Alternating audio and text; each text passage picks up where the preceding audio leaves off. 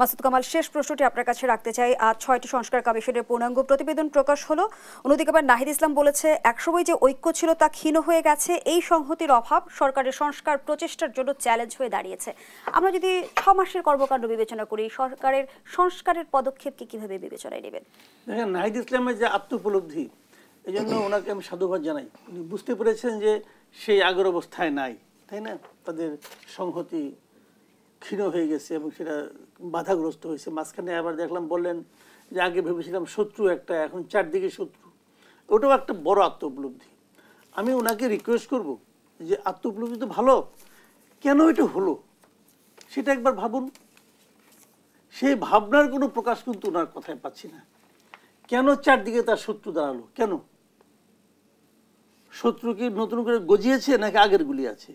নাকি ওনারা ওনাদের কর্মকাণ্ডের মাধ্যমে, ওনাদের আচরণের মাধ্যমে শত্রু বাড়িয়েছেন, সংহতি কমিয়েছেন?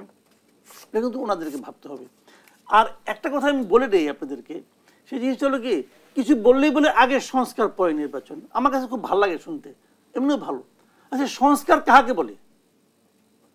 আপনার বাসায় আমি গেলাম, আপনি বললেন চা না খেয়ে কিন্তু যাবেন না, বলে আপনাকে চা না খেয়ে কখনো যায় কেউ? বলে আপনি এক কাপটা আমাকে ধরাই দিলেন, আমি দেখলাম এর মধ্যে লবণগুলা পানি।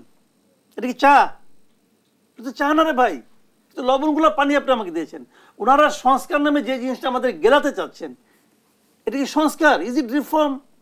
জোনাস স্যার, কি দু চার লাইন যুক্ত করবেন কি এই বিষয়ে? না, প্রথমত আমি মনে করি যে নির্বাচন সংস্কারেরই একটা গুরুত্বপূর্ণ অংশ।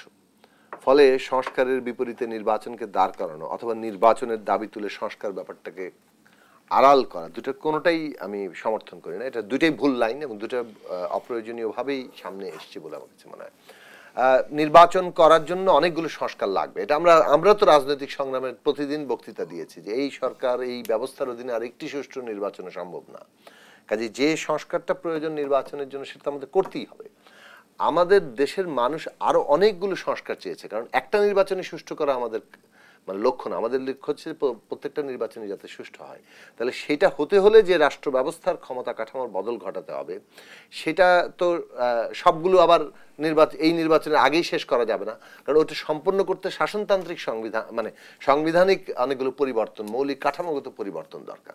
ফলে নির্বাচন করার জন্য সংস্কার দরকার, আবার সংস্কার সম্পন্ন করতে গেলেও জনপ্রতিনিধি লাগবে, নির্বাচন